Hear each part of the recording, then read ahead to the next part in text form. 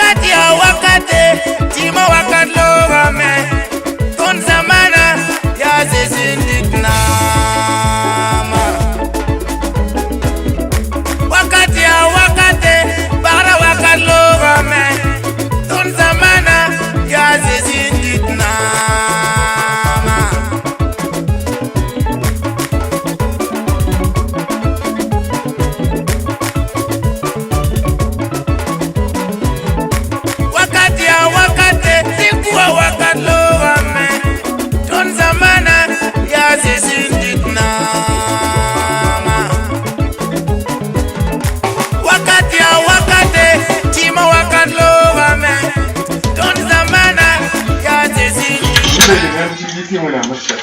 Les livres que j'ai demandé à ce que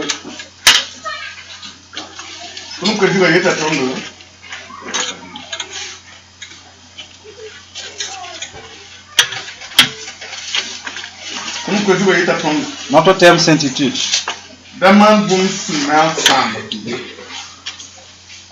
ne cause pas un acte qui va te nuire après.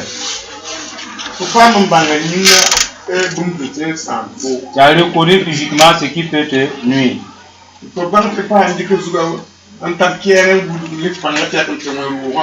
Et tu reconnais si jamais tu te cognes à la maison et cela peut te nuire. Tu reconnais également que si tu veux te plonger dans un fossé, ça peut te détruire. Tu reconnais également que si tu vois une voiture en pleine vitesse, à l'approche tu sais que la voiture ne peut plus s'arrêter en freinage et tu veux traverser, ça peut t'endommager. Et c'est juste dans cette vie physique terrestre que tu prends garde à ta vie pour ne pas périr et bénéficier de quelques jours. Effectivement, avec cette sagesse, vous continuez de vivre. Mais ce n'est pas suffisant. Vous qui êtes sauvés, quelque chose peut nuire le salut. Et nous voulons que vous retrouvez cela. Pour ne pas faire quelque chose qui nuira votre vie. Parce que si vous perdez votre vie, ce n'est pas bien. C'est Dieu qui l'a donné. L'entretien dépend de toi. Entretenez-le bon.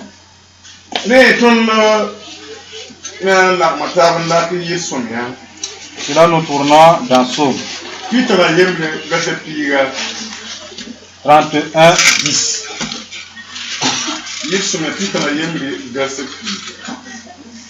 Psaume 31, verset 10.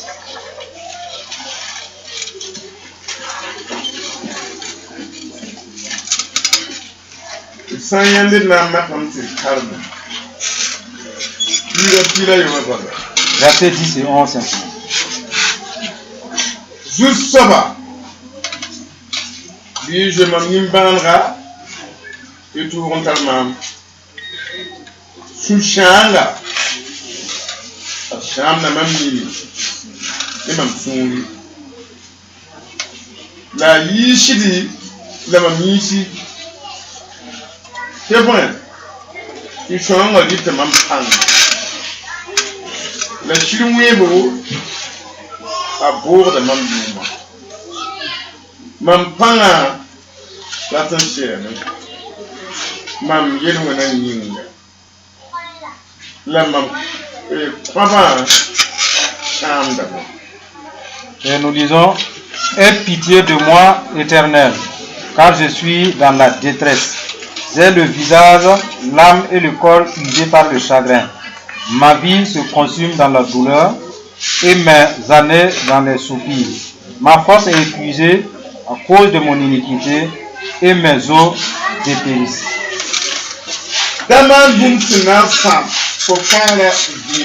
Ne fais pas quelque chose qui va nuire à ta vie de salut.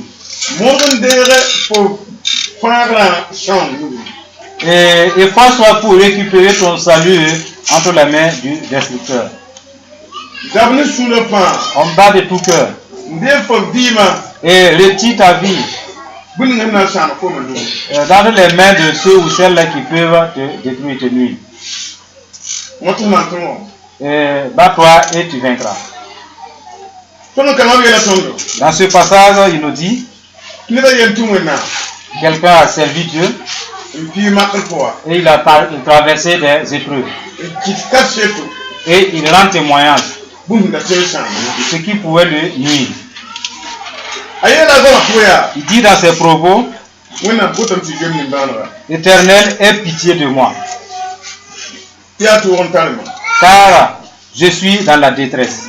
Et dans cette détresse, qu'est-ce que la détresse fait? Commence à ronger mes yeux. Oui. Et cette détresse-là commence à user mon cœur. Il fut impératif que je pleure quand ces douleurs-là, ces distresses sont venues. Et dans mes lamentations que j'ai vues, je vois que ma vie se consume. Ce n'est pas ça seulement. La force que j'avais commence à m'échapper. La tristesse use la force. Les pleurs, les lamentations nuisent la vigueur, la santé. Et notre thème s'intitule pour cela, ne fais pas quelque chose qui va nuire à ta santé. Et ne fais rien qui te causera des pleurs jusqu'à ce que tes yeux soient usés. Le serviteur a dit, je suis animé d'une grande tristesse. Si vous faites quelque chose, cela a pour conséquence d'autres choses aussi. Si vous regardez quelqu'un et en souriant, vous prononcez de bonnes paroles, en vérité la joie est invitée et ça commence à sourire. Mais si vous reprenez quelqu'un, vous serrez la mine, cela invite la tristesse entre ces deux interlocuteurs. Ne fais pas cette chose-là qui va nuire à ta force spirituelle. Parce que la tristesse touche la force même de la vie spirituelle. L'auteur de ce livre nous dit que ces grandes tristesses, ces grandes détresses amènent des soupirs. Le soupir. C'est quelqu'un qui a retenu son souffle pour expirer. C'est là le soupir. Les tristesses amènent à soupirer. Il dit que les soupirs, dès qu'ils viennent, qu'est-ce que ces derniers envoient?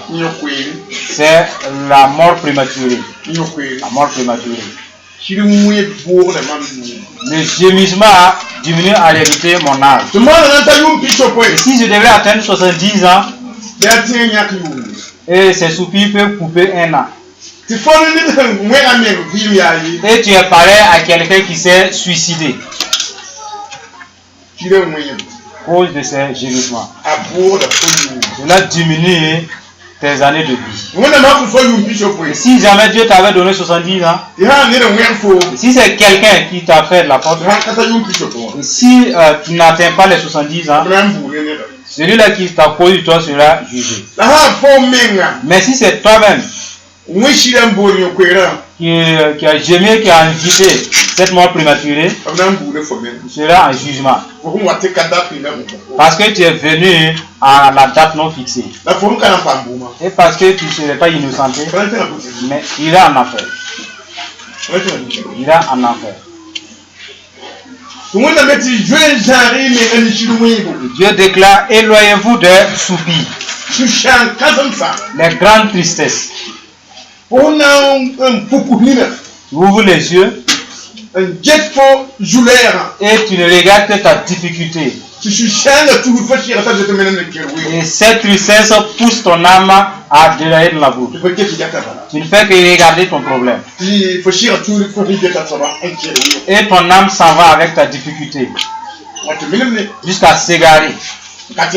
Sans pour autant pouvoir revenir. Tu commences à verser des larmes. Voilà ce qui cause les grandes tristesses et les pleurs. Quelqu'un peut regarder un problème et méditer, réfléchir avec ses yeux de l'âme. Et Dieu lui ôte le sommeil.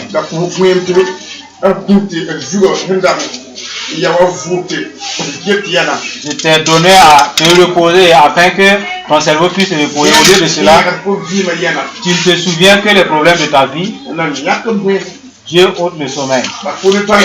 Il te laisse avec l'insomnie compter les tours. Sachant que demain tu vas donner un témoignage. La nuit, je n'ai pas dormi. Et toi, tu as fait quoi pour ne pas dormir? Quand tu fais pour ne pas dormir, il t'a donné le temps de dormir. Pourquoi tu t'obstines à dormir? En fait, j'ai regardé mes difficultés. J'ai regardé mes difficultés. Poser avec ces problèmes jusqu'au matin. Ne fais pas un acte là qui va te nuire. Reprends tes pensées pendant ton sommeil. Amortis tes soucis pendant le sommeil.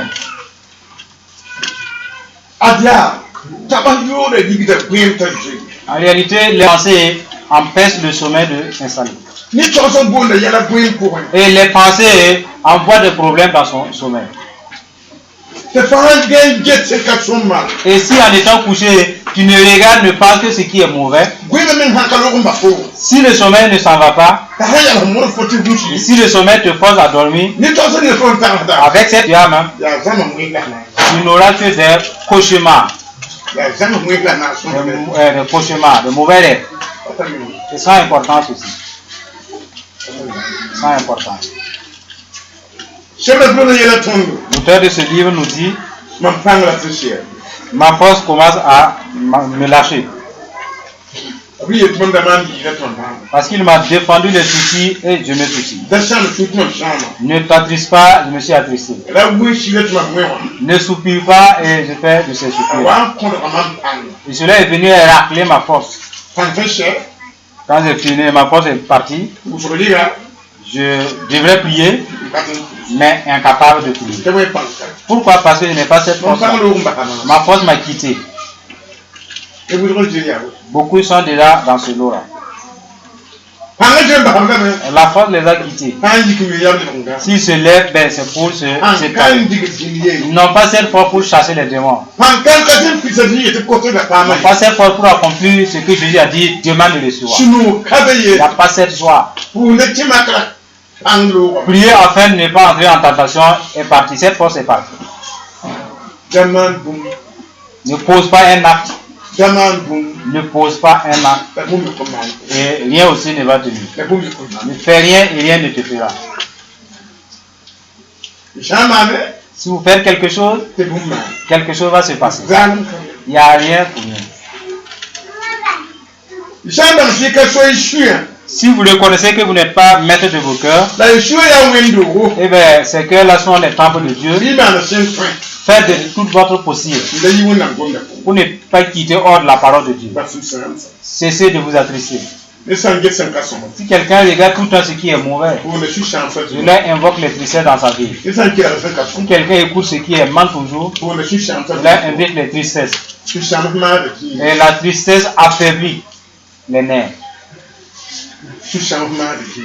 Les tristesses affaiblies. La puissance de Dieu là pour tout terme, c'est tristesse là. Si vous essayez, vous allez trouver les choses comme telles. Votre force vient de Dieu. Et Dieu nous a montré les limites à ce que sa force n'aime pas. C'est la tristesse. Les gémissements diminuent les années de vie. Et tu es parlé à quelqu'un qui a pris des comprimés pour mourir. Parce que tu seras en jugement. Tu t'es suicidé en fait. La vie, c'est juste un abonnement. On ne peut pas en payer. Tu ne peux pas travailler et mériter. Ça a été donné. Dieu dit, moi qui suis maître de vie, tu viens sur terre, je vais souffler dans tes narines mon souffle de vie pour que tu puisses vivre. Mais c'est un abonnement.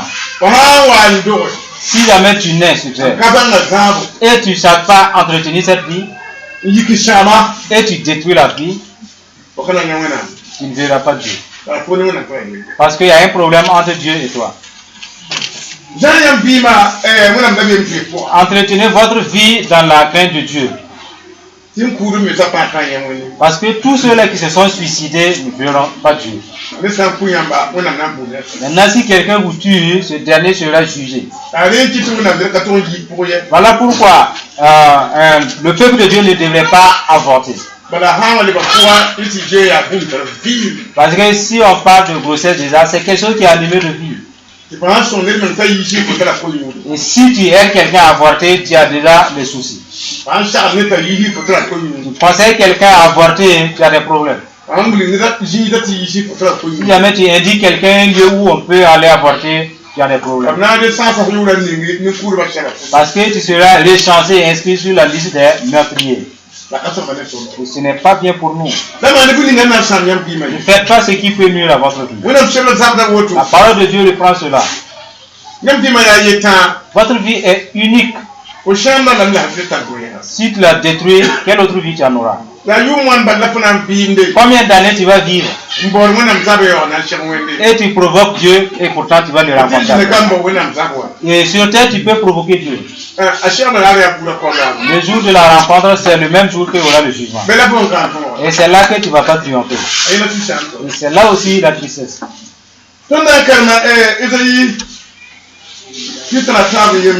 Tournons dans Ésaïe chapitre 33, verset 1.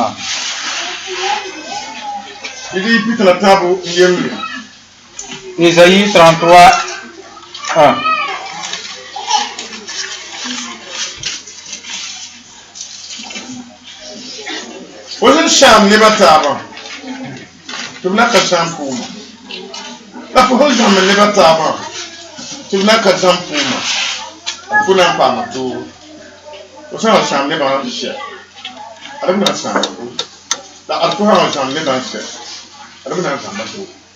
Malheur à toi qui ravage et qui n'a pas été ravagé, qui pille et qu'on ne t'a pas encore pillé. Quand tu auras fini de ravager, tu seras ravagé. Quand tu auras achevé de piller, on te pillera. La parole de Dieu nous enseigne. Si quelqu'un prend la voie de destruction pendant sa jeunesse à force, pendant qu'il a de la sagesse, pendant son autorité, et il fait que détruire, ravager les gens, la parole dit, il nous charge de les dire, qui les attend. Après avoir fini de ravager, pour aller se reposer, c'est là l'œuvre de Dieu commence. Il va te ravager. Il va te détruire. Si vous voyez que quelqu'un est aussi capable de détruire des gens pendant qu'il est craint d'autres personnes, et en passant à lui pleurer sur son sort, parce que le ravage de Dieu est plus que ce que lui il a posé aux gens. Toi qui détruis les gens, et on ne t'a pas encore détruit. Quand tu auras fini de faire ta part, tu seras ravagé. Voilà pourquoi beaucoup de gens de Dieu qui ont été enseignés, ils ne veulent pas accuser le cœur de quelqu'un d'autre. Ils ne veulent pas avorter.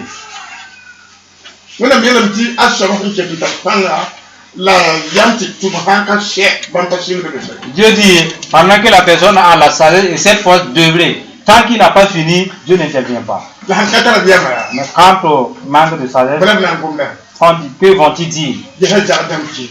Regardez un tel qui s'initie aux idoles. Il se moque de Dieu. Il prend des petits. Et Dieu les laisse aller. Voyez un tel dans la foi.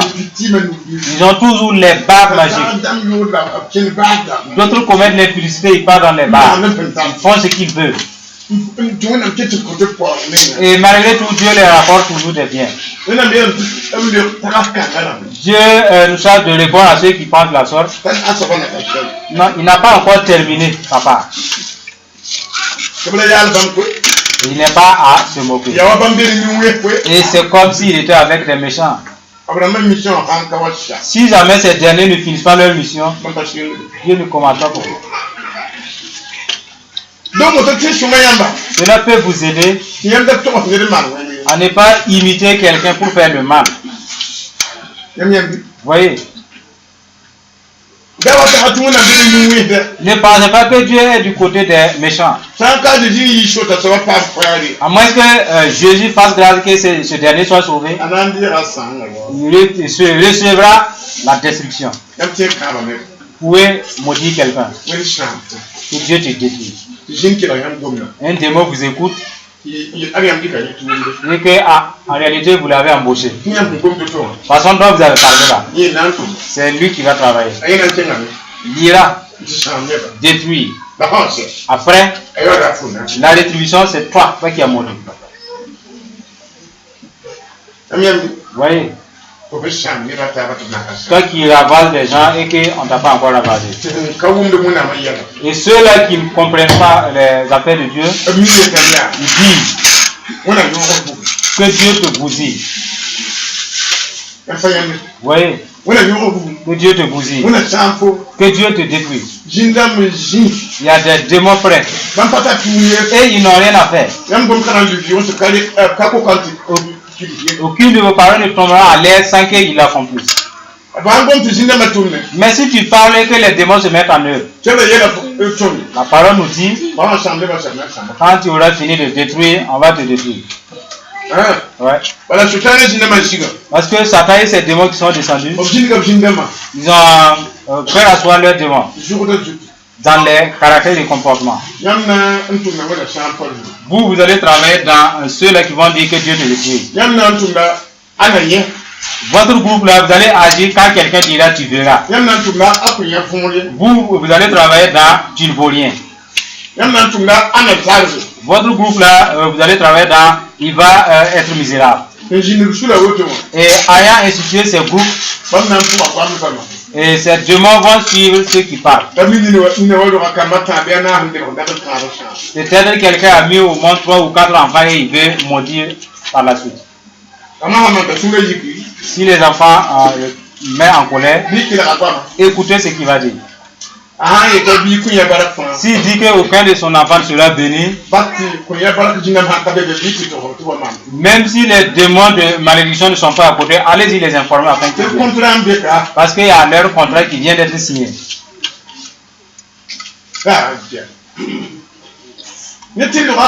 Quelqu'un peut mettre au monde des enfants. Et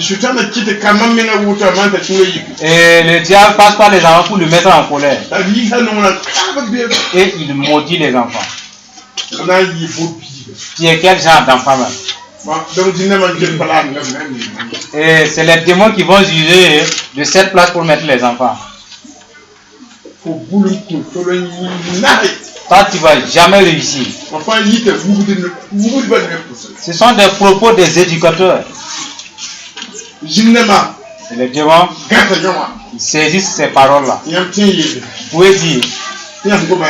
Et ce que vous avez dit, c'est en l'air. Non, vous n'avez pas parlé en l'air. Laisse quand l'enfant va grandir, il commence à le chercher. Les démons aussi vont commencer leur réveil. Tu sauras que tu les avais placés dans quelque chose. Tu avais parlé. Vous avez parlé pour l'esprit à l'école, voilà qu'il parle français. Il en est de même de ses autres caractères et comportements. Si vous parlez pour introduire l'enfant, les démons vont les montrer ça. Tu l'as inscrit chez nous. Nous allons travailler avec lui, nous allons bien l'éduquer. Toi qui détruis les autres. Et quand on ne t'a pas encore détruit, Dieu dit, je t'attends. Je t'attends.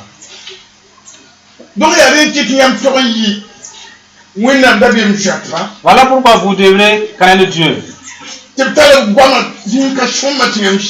Les autres prophètes, leur propos langage, vous taisez. Et des fois, on vous pose la question. Pourquoi on parle et toi tu ne réponds même pas, tu ne parles pas. Pourquoi nous parlons et toi tu te tais? Tu vas leur répondre parce que j'ai été enseigné. Ces propos-là ne m'engagent plus. Oui, j'ai été enseigné. Ces propos ne m'engagent plus.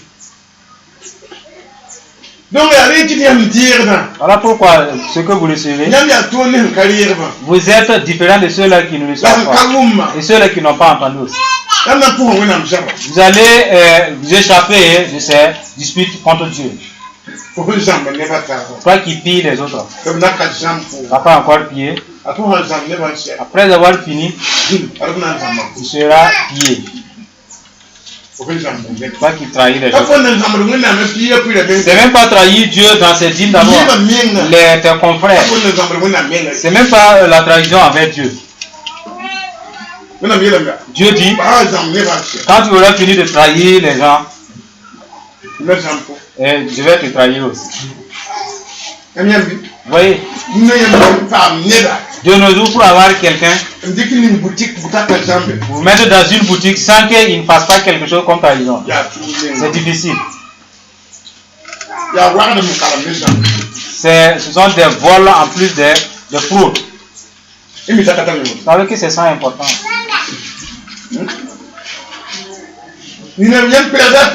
Donc, vous le passez conscient, vous le faites confiance. Lui donnez l'argent. Vas-y payer cet article-là. Arrivé, il va aller frauder. Vous voyez, c'est grave. C'est que nous ne sommes pas d'accord avec là, Dieu aussi, il n'est pas d'accord. Une femme a envoyé son aide d'aller payer les feuilles de l'aubergine locale. 500 francs. Quand l'aide est allée payer ces feuilles-là à la somme de 500, elle a eu vraiment des vertiges. Parce que ces feuilles-là ne valent pas 500. Et elle a déversé sa colère sur son aide, sa bonne. Ah, le diable a eu une brèche. Elle m'a appelé au téléphone. Elle m'a dit, si je ne t'avais pas appelé, ça n'allait pas bien se passer. Parce qu'il y a beaucoup de choses qui m'entourent.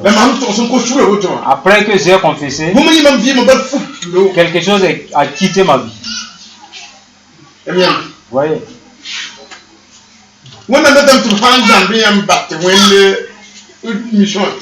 Dieu voudrait que si on vous pille ou on vous trahisse, laissez que sa mission soit accomplie. La mission à laquelle nous sommes, les gens qui nous ont trahis, et nous avons tout remis entre les mains de Dieu.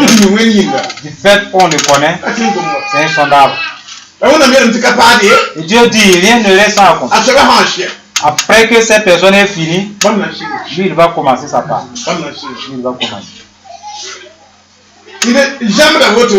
D'aucuns trahissent ou fraudent pour payer la parcelle. Trahissent pour bâtir la grande maison. Ils vont bien prendre cela. Et ils choisissent le jour de la dédicace ou l'inauguration pour aller dire, maintenant je vais me retirer là et me reposer. Parce que j'ai une belle maison, je vais me coucher et me reposer. C'est pas que ce qu'il a prononcé autorise Dieu de commencer parce qu'il a dit qu'il a fini sa part. Ainsi, D'autres entrent dans la nouvelle maison et ils ne font même pas un an.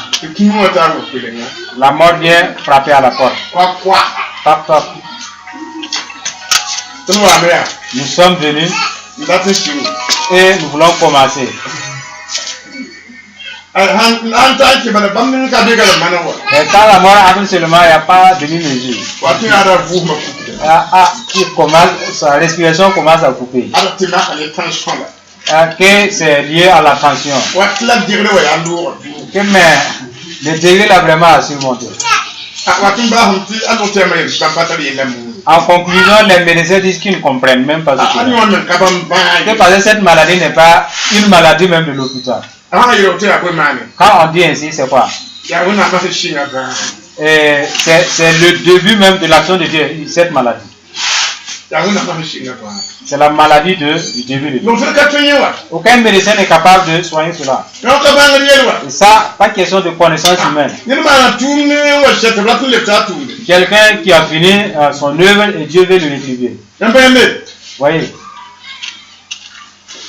Il faut que nous créions Dieu.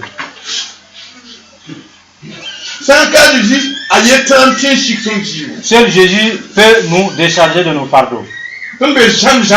Nous sommes dans un monde perverti. Rien sur terre qui ne peut être fraudé ni trahi. Même si vous voyez une voiture qui fait des va-et-vient là, éloignez-vous. Il ne faut pas dire qu'il n'est pas aveugle, il te voit. Tu ne vois pas? Fuis. Parce que si c'est une voiture fraudée, cette voiture va te percuter. Vous voyez? Ces voitures fraudées, ces motos fraudées là, roulent sans frein, et ça plaît à rouler. Vous voyez?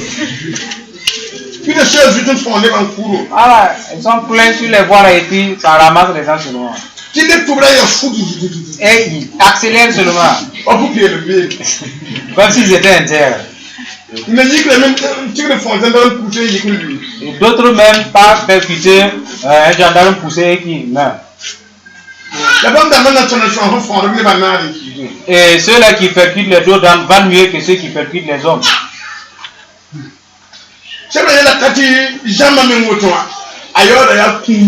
La parole dit que le pillage ou la trahison, sa rétribution, c'est la maladie et enfin la mort.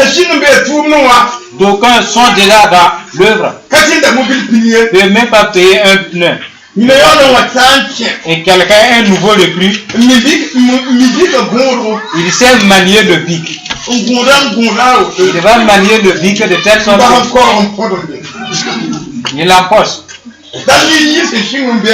Alors il vient d'arriver, mais il est plus grand que celui qui était l'ancien. Mais c'est une fraude. Dieu attend qu'il finisse.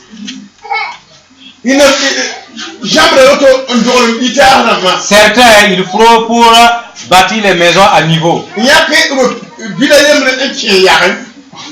Et ils peuvent s'approcher dans une petite maisonnette en haut de l'étage. Et les démons qui sont en haut disent, mais il s'est approché de nous. Et on lui ôte son sommeil. Il est en haut mais animé d'insomnie.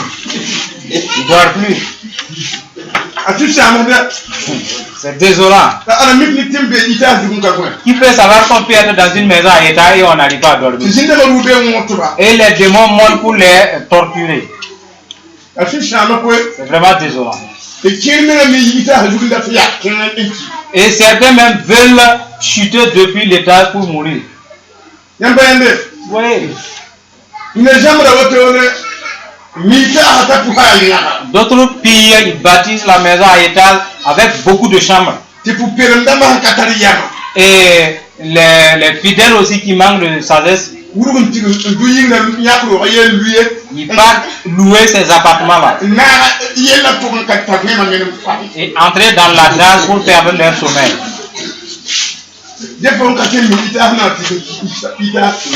Voilà, tu ne peux pas bâtir une maison à étage, mais tu vas mourir pour cause d'une maison à étage. Une femme avait bâti sa maison. Personne n'y entre sans mourir. Vraiment grave. Et en fait, les voisins ont fait ce sondage-là. Il y a de ces maisons-là. Si tu entres, à moins que vous êtes collé, soudé à Jésus, vous ne pouvez pas survivre. Parce que c'est une maison qui est.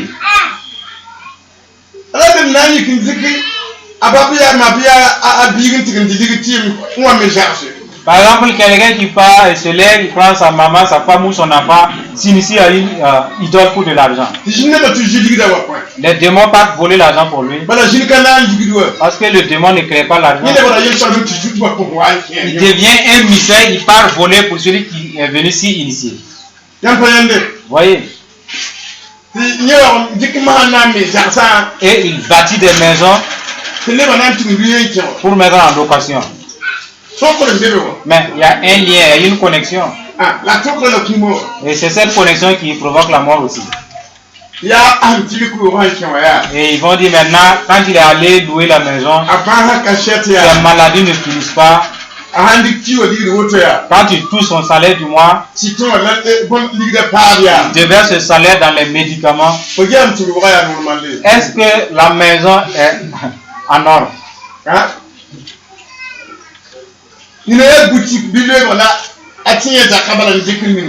Donc il va trouver la maison pour faire sa boutique ou un commerce quelconque. Alors que c'est une maison de fraude. Mais c'est des ténèbres. Tu mets tes articles dans ces ténèbres. Personne ne voit parce que c'est des ténèbres. Donc ça ne marche pas. Ils sont dans cette maison noire, là, ils disent prier parce que mon commerce là, ça ne va pas. C'est des ténèbres, les gens ne voient pas ton commerce. Pour que tu amènes ta marchandise dans la lumière. Même si tu prends ces amulettes là, non. Tu mets les étagères et tu approches tes articles. C'est pas seul qui voit tes articles que tu as approché à vous. Personne ne voit. Personne d'autre ne voit. Aucun client ne voit. Parce que les maisons pillées sont ainsi. Ou bien c'est pas c'est bien qu'il a prêté quelqu'un pour le commerce. Quand l'endetté part payer ses articles, et ils viennent avec leur chassé noir de pillage là pour couvrir ses articles. Si quelqu'un vient pour enlever, mais il paye à crédit. Et s'il paye après, il ne peut pas l'emporter. Pourquoi on paye à crédit le même, c'est compliqué. Quand il va dire que tous ces articles sont finis, en fait tout est fini, la boutique même est tombée. Cela touche des gens sur terre. Toi qui pilles les gens, il sera pillé. Il sera trahi. Il y a des gens, leur vie ce n'est que tourner et empocher. Détourner, empocher. Parce que les mains sont noircies. Et de là, ils s'attendent à la paix. Le sang de Jésus est capable, mais il ne va pas laver toi ta main là. Ouais. La main noire. Parce que tu es le fil de mèche avec le diable. Toi qui as pillé l'autre là, il est en train d'invoquer Dieu en criant. Il va crier à Dieu. Et Dieu va regarder la paix. Pourquoi je lui ai donné des biens? Et il crie envers moi encore. Il va dire, ah, quelqu'un a oublié au diable pour venir le piller. Et il l'a séduit avec sa rue. Vous savez que Dieu va juger ce dernier. Même si c'était même pas écrit. Ouais. C'est grave. C'est fait fraude. Et il part inscrire les enfants à l'école. Et les démons noirs partent aveugler les enfants. Les enfants bossent mais ils ne gagnent pas de bonnes notes. Et ses parents se lèvent maintenant pour réprimer les enfants. Ça, tu ne peux pas bosser. Les autres valent mieux que toi. Il ne peut pas ne pas valoir. Parce que s'il a payé, il a scolarisé avec fidélité. Tu as fraudé pour venir scolariser ton enfant. Il vient frapper ton enfant avec la cécité, le sommeil. Et il ne comprend plus rien. Tu veux qu'il soit comme les autres enfants. Il y a des gens qui ont voulu avoir le diplôme mais noir. Je dis aux enseignants là, ne vous attristez pas. Si vous enseignez un enfant et puis il n'arrive pas à comprendre, la faute n'est pas parce qu'il est venu avec ses problèmes.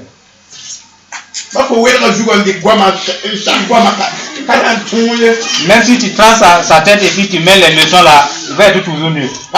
Pas possible. Toi qui pilles les autres, on va te piller. Il y a des gens qui aiment voler. Le vol est différent du pillage. Et si vous surprenez un volet, il commence à sourire. Pour que vous ne soyez pas affligé. C'est important. Toi qui pilles les gens. Après avoir fini, moi Dieu je vais commencer. Par exemple, vous pillez ou vous trompez quelqu'un pour vous marier.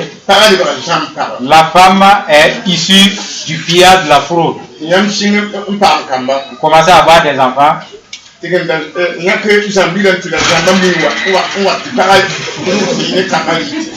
Prenez votre argent fraudé, vous partez payer un sac de riz de fraude, madame et les enfants cuisinent. La femme noire. Les enfants noirs. Étiquetés. Et maintenant vous dites que les sorciers ne touchent pas à mes enfants. Il faut que les sorciers ramassent les enfants noirs. Oui. Il faut qu'ils bouffent les enfants noirs. Si le Dieu ne veut pas ce qui est noir aussi. Oui. En moins que l'enfant reconnaît qu'il est étiqueté, il va pleurer avec Jésus. Parce qu'un chat met pas un chat. Tout noir. Un chat met bas un chaton. Comme ça.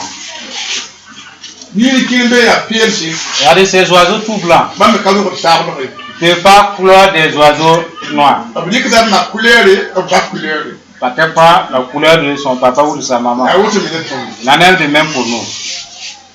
Vous voyez, certains fraudent. Ils partent faire la cour à une fille intègre et en réalité ils le courent avec son habit de fraude.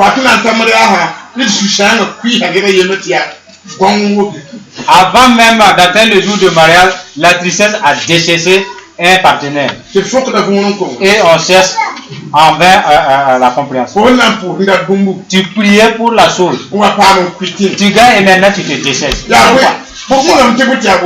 Comment ça s'est passé? Parce qu'il y a une couleur noire. L'autre ne voit pas, mais Dieu voit. Oui. Mais c'est des tensions. C'est pas du jeu.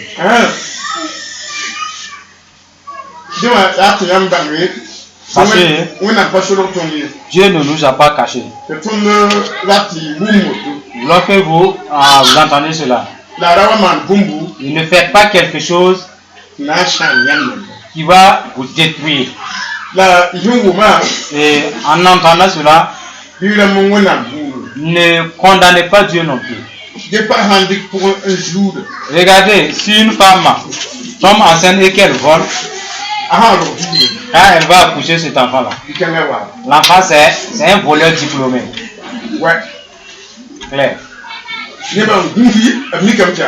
gens ont fait ce sondage, ils ont trouvé comme tel. Si un homme commet l'impudicité, dans une famille continue dans ça,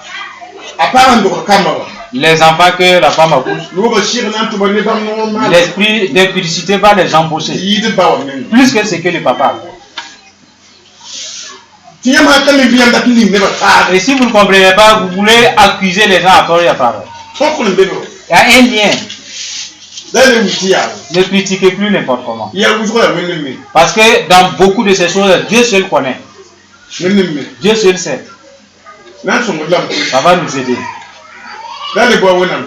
Ne provoquez plus Dieu. Si quelqu'un fraude et il commence à vouloir se reposer et que Dieu veut lui rendre ses œuvres, et si certains meurent, vous partez présenter vos condoléances en disant que ça c'est l'œuvre de Dieu. Pourtant, c'est son œuvre que Dieu lui a rétribuée. Tu ne vas pas prendre garde à ce que tu dis. Certains foyers, dès que le mari s'en va, madame s'ensuit. Après, les enfants, un enfant, ils font que en fait, la famille commence à payer.